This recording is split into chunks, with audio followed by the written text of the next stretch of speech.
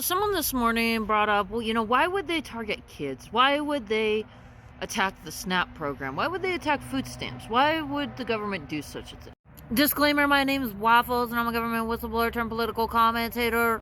Now, I'm just expressing my opinion here, but I would assume that the purpose is to target people who cannot likely defend themselves. I'm pretty sure, and I'm just expressing my opinion, that Donald Trump and Elon Musk and Ron DeSantis and Greg Abbott and all of them have been defrauding the United States federal government through our federal agencies. Okay, if they're taking money from the welfare programs, it's a known thing. I wouldn't say it's well known. I would say there needs to be more public awareness surrounding this, but people committing fraud tend to target people who do not have the means to legal defense, who cannot afford a lawyer. So from a rational standpoint then, if there is some sort of conspiracy to defraud the United States government and individuals defrauding the United States government and stealing tax money, then welfare recipients would make a great target, because one would assume that they're probably not able to afford legal defense. And that's why they would target the children. I wrote a whole book about what's been going on at our federal agencies during the Biden presidency, and Biden himself stood behind the podium and said that Donald Trump was calling the Congress and telling the Congress to interfere with presidential actions. Okay? Trump left office, he had people on the inside, and that includes Mike Johnson, who started, I'm pretty sure he took up speakership in 2023. We wonder why Elon Musk would go running in to suddenly mess with the computers at our federal agencies. $2 to $3 trillion went missing at our federal agencies during the pandemic. I was working at the Department of Labor. I'm a witness, and I'm also a victim of these crimes. Okay, my food stamps have been shut off 3 times during the period of this.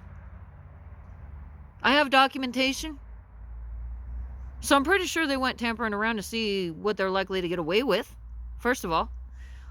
There's signs of computer hacking that was going on in regards to our immigration systems. If you look at the backlog report in the beginning of my book, which is available for free through my bio, I wrote a whole report on what was going on at our federal agencies while Biden was in office. And it was Donald Trump who was orchestrating that.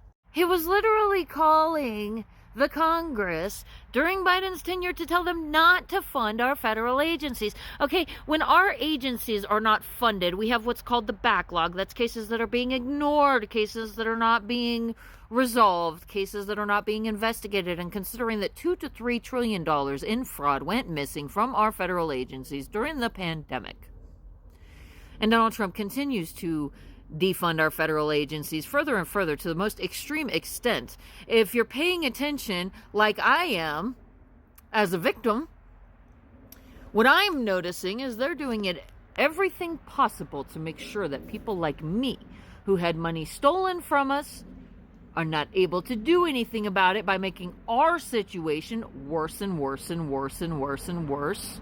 Okay, when I'm freaking out because I can't get food and I have evidence of fraud, I'm trying to figure out how to get food instead of handling my legal case. Standing in line at the food bank or whatever. Dealing with crisis after crisis because they are targeting specific demographics, and that is women, minorities, and children. So if a financial crime is taking place, then it is important that we pay attention to the demographics of the affected populations in order to discover the fraud. And when we want to dehumanize the victims and call them the poor or whatever, I think it's very important, first of all, that we remember that we had a pandemic and nobody was able to, a lot of people were not able to get their benefits when applying for welfare assistance after the government, under Donald Trump's control, literally forced people to shut the doors on their businesses, forced people out of work, destabilizing our government, making it very easy to get away with financial crimes while everybody's running around in a scramble, scratching their heads, trying to figure out how we're even going to operate. Why children? because they're not able to legally defend themselves. Why women? You know, women were pushed out of the workforce during the pandemic. They were the larger affected, disproportionately affected population that was trying to get assistance from the unemployment program, where there was a significant amount of fraud. And by defunding our agencies, it makes it so that that fraud cannot be discovered because there's not enough manpower to discover it, where it went. By running into our federal agencies and suddenly messing with the computers, that's a great opportunity to conceal where the money went, try to reroute bank account numbers, etc. Now, I'm just expressing my opinion based on my observations, but that's certainly what it looks like is going on here. So then, when we refer to these people as the poor, it's no different than what Donald Trump has been doing. You see, by all of the slander and jokes that Donald Trump has been making towards women, you know, women are like half of the population. They lean the most heavily on our welfare programs because of the fact that we still have income disparity. We still don't get paid fair wages for equal work. And it was women who largely needed to lean on unemployment during the pandemic, where a significant amount of money went missing. They are the victims. And by discrediting them and making it so that nobody hears them, nobody listens to them, nobody pays attention to the victims, and they're not able to get legal assistance, the fraud will not be discovered. $2 to $3 trillion is a lot of money. I mean, if somebody stole that amount of money, wouldn't that make it the largest fraud scandal to ever take place in world history? So then when I'm out here pointing out things like, what's her name, Joni Ernst making statements about people, we're all gonna die one day. Lindsey Graham saying we're killing all of the right people. I can only assume that, you know, by making it so that the people that they literally stole the money from through our federal agencies, in my opinion, cannot do anything to defend themselves because they're being forced into poverty so extreme that they could die. Well, if they die, then they're forever silenced and the fraud will never be discovered. Sounds like the crime of the century. Yeah, it's not the poor. That's the issue. It's that we have government programs that exist for a reason, and the economy is being deliberately destroyed. In my opinion, it appears to be deliberately getting destroyed. And there are specific victims that are being targeted. And I think it's an attempt to silence the victims, discredit the victims. And I think when we speak about these issues, we need to understand that other Americans are other Americans, and these could be anybody. I mean, there were people who were some high rollers that I talked to that had to close their doors on their businesses because of Donald Trump's pandemic. So then, has the United States economy recovered from the pandemic yet? Has that happened yet? They're just trying to make it impossible for the victims to be able to speak out. The victims themselves don't even understand or know what really happened here. I mean, I'm sure there's an extent to which people are starting to understand, but that's something nobody's talking about, something nobody's looking at. Where did all the money go during Biden's presidency? You know, Donald Trump wants to create crisis and then pretend that he's the savior of these crises. Well, you know, Biden straight up told the American people that Donald Trump was calling the Congress during his presidency. There's a lot of suspicious things that have been going on, and just turning a blind eye, you know, just like Donald Trump standing on stage right before the inauguration saying, I wasn't going to be your president, but then we rigged the election and now I'm going to be your president. It's on the end of every one of my YouTube videos. That was right before the inauguration. You think he says these things for no reason?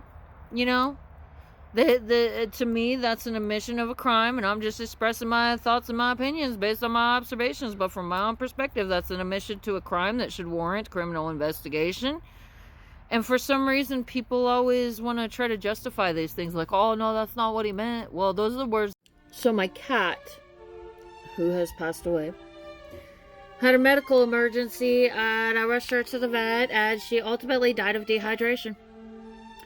She was vomiting excessively, and she died. This was a while ago. She had to be euthanized. Dehydration is very serious for cats. Her blood was like slush by the time I got her to the vet. I took her to an ER. I took her to an animal's ER. I took her to an animal emergency place. And not once did they offer her a sub-Q. Not once did they offer any... And they even make mention of the fact that she was being rehydrated. Not once. And she went back home with me without any appropriate treatment from a veterinary hospital that was so concerned with giving her oxygen rather than even addressing the fact that she's puking so much that she's getting dehydrated. So, yeah, obviously I'm not happy. I did my research and found out that places that commit fraud, people that commit fraud, they target people that are in an emotional state, the whole conversation that went on for 2 hours while my animal is literally dying, trying to figure out, arguing about oxygen instead of doing anything about the fact that she has been vomiting all day.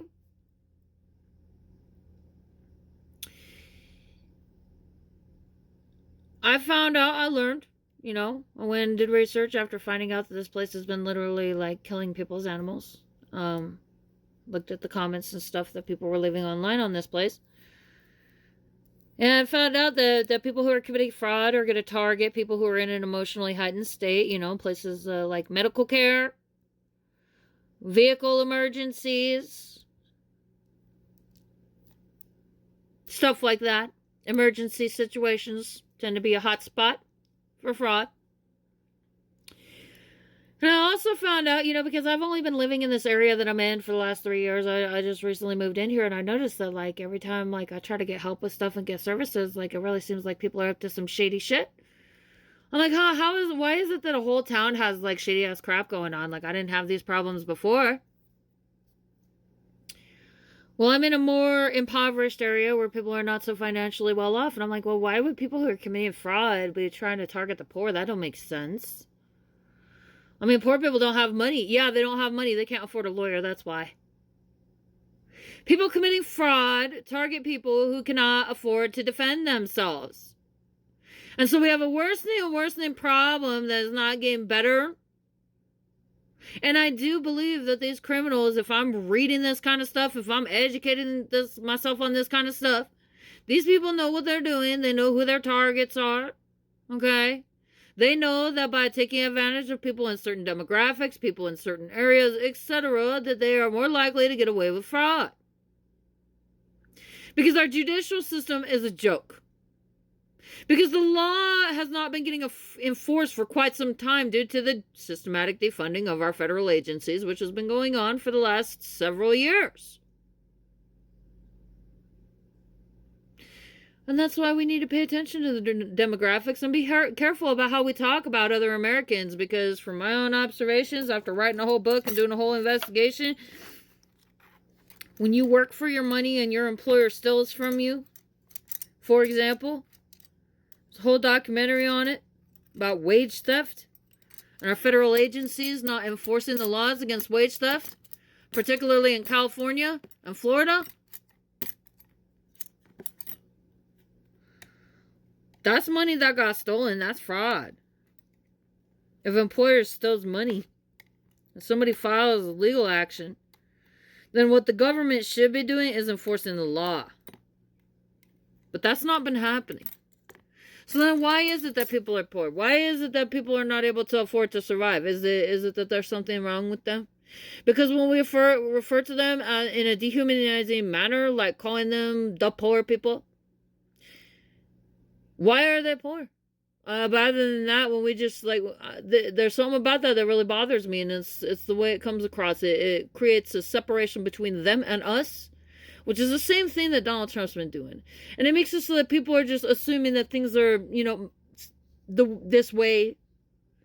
And then what you're doing is you're not looking at the crimes that are being committed, and then the crimes that are being committed are not being resolved, and then the criminals are going to keep doing the things that they're doing because we're looking the other way. and ignoring the issue by endorsing separatism. No, these are other Americans and people who have worked very hard for their money and work hard for the things that they have, who are being taken advantage of and having things taken from them by criminals. And it is the criminals, in my opinion, who should be held accountable. I'm just expressing my thoughts and my opinions based on my observations. That's what I have to say. Thank you for your attention to this matter.